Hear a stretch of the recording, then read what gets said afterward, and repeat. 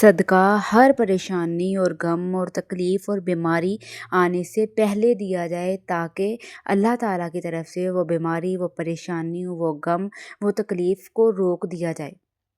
اب کیا کرتے ہیں کہ صدقہ دیتے ہی نہیں ہیں، بالکل بھولے بیٹھے ہوتے ہیں، اور جب کوئی بیمار ہو جاتا ہے یا کوئی پریشانی آ جاتی ہے تو اس وقت سب سے پہلے جو خود کو اور ہمارے جو سیانے ہیں ان کو بھی یہی خیال آتا ہے کہ صدقہ دیجیے، آپ نے صدقہ نہیں کیا تھا تو اس ٹائم صدقہ کرنے سے بہتر ہے کہ ہم کیوں نہ پہلے صدقہ کر دیں۔ اب صدقہ کرنا یہ نہیں ہے کہ بہت مال دیا جائے اور ہمارے پاس بہت مال ہو، ہمارے پاس امیر ہوں، بہت زیادہ پیسوں کے مالدار ہوں پھر ہی صدقہ کریں گے۔ نہیں، ہم صدقہ بالکل کم سے، بالکل کچھ پیسوں سے، کچھ مال سے یا اپنے کچھ اعمال سے بھی صدقہ کر سکتے ہیں اور اس کا ہمیں پورا اجر دیا جاتا ہے۔ اب صدقہ کیا ہے کہ وہ بلاؤں کو روکتا ہے۔ بلا کا مطلب کیا ہے؟ پریشانی، تکلیف، بیماری، رزق کی تنگی، ان سب چیزوں کو روکتا ہے، آپ سے دور کرتا ہے۔ جو عقل مند لوگ ہیں وہ بہت صدقہ کرتے ہیں، وہ ڈیلی صدقہ کرتے ہیں۔ اب صدقہ دینے سے رزق میں برکت ہوتی ہے، زندگی میں، اور ہر تکلیف سے، بیماری سے انسان بچتا ہے۔ بس مال دینا ہی صدقہ نہیں ہے بلکہ کسی کو سلام کر دینا بھی صدقہ ہے، اور دو لوگوں کے درمیان صلح کروا دینا، کسی بھوکے کو کچھ کھانا کھلا دینا، اور کسی کو پیٹ بھر کے کھانا کھلا دینا یا لقمے کھلا دینا، اور کسی کی طرف مسکرا کے دیکھ لینا، یہ بھی صدقہ ہے۔ کسی کو تکلیف نہ دینا وہ بھی صدقہ ہے، کسی کی تکلیف کو دور کر دینا بھی صدقہ ہے۔ کسی نے آپ کو تکلیف دی ہے تو آپ نے برابر میں اس کو تکلیف نہ دی بلکہ صبر کر لیا۔ اب ماں باپ کے ساتھ اچھا وقت گزارنا، ان پہ کچھ خرچ کر دینا، ان کی ضروریات کو پورا کر دینا، ان کی خدمت کر دینا، ان کو دبا دینا، اگر وہ بیمار ہیں ان کو دوائی دے دینا، ان کو پانی پلا دینا، ان کا خیال رکھ لینا، ان کے ساتھ حسن سلوک کر لینا، میرے بھائیوں، میری بہنوں، یہ بھی صدقہ ہے۔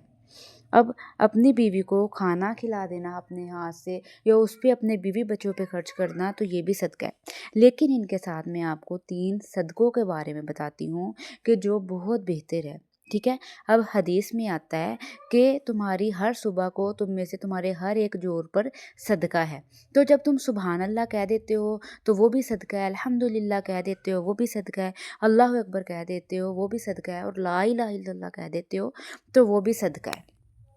تو کتنا بہترین صدقہ ہو گیا یہ۔ اور اسی حدیث کے آگے آتا ہے کسی کو نیکی کا حکم دینا، بتا دینا، تلقین کر دینا، اور کسی کو برائی سے روک دینا، یہ بھی صدقہ ہے۔ اور اسی حدیث کے آگے آتا ہے کہ اگر ان تمام کاموں کے جگہ ہم چاش کے دور کا نوافل ادا کر دیتے ہیں تو وہ بھی ان تمام امور کی کفایت کرتا ہے، مطلب ان تمام کاموں کے برابر ہو جاتا ہے، ٹھیک ہے؟ اور دوسرا صدقہ کسی بھوکے کو کھانا کھلا دینا، کیونکہ کوئی پیٹ کا بھوکا ہونا تو وہ بڑی تکلیف ہوتی ہے، تو حدیث میں آتا ہے کسی کو بھوکے کو کھانا کھلا دینا، یہ بھی بہت افضل صدقہ ہے، بہترین صدقہ ہے۔ تیسرا آتا ہے کہ ہم اللہ تعالیٰ کی رضا کے لیے جو اپنے گھر والوں پہ، اپنے ماں باپ پہ، یا اپنے باپ، بیوی، بچوں پہ خرچ کرنا، یہ بھی بہترین صدقہ ہے، کیونکہ جو مرد باہر سے کما کے لے کے آتا ہے محنت سے، پھر وہ لا کے اپنے بیوی بچوں پر خرچ کرتا ہے تو ان کی ضروریات ہی پوری کرتا ہے، اور وہ نیت یہ رکھتا ہے کہ یہ میں سب اللہ کی رضا کے لیے کر رہا ہوں، تو یہ بھی سارا اس کو صدقہ ہے۔ تو اگر وہ نیت نہیں بھی کرتا، کوئی لا علم ہے، اسے نہیں پتا کہ صدقے کا ثواب ملے گا، تو اللہ تعالیٰ کسی کے بھی عمل کو ضائع جانے دینے والے نہیں ہیں، اللہ تعالیٰ اس کو بھی پورا اجر عطا کرتے ہیں۔ اب کتنا آسان ہے ہمارا دین، کتنا آسان ہے، تو آپ سے جتنا ہو سکے آپ یہ اعمال کریں جو آپ کو صدقے کا ثواب مل جائے، آپ کو مفت کا جو نیکیاں آپ کے نامہ اعمال میں لکھی جائیں۔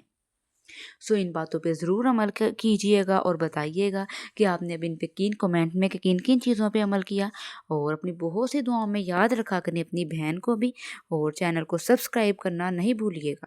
اور کمنٹ اور لائک شیئر۔ اللہ حافظ۔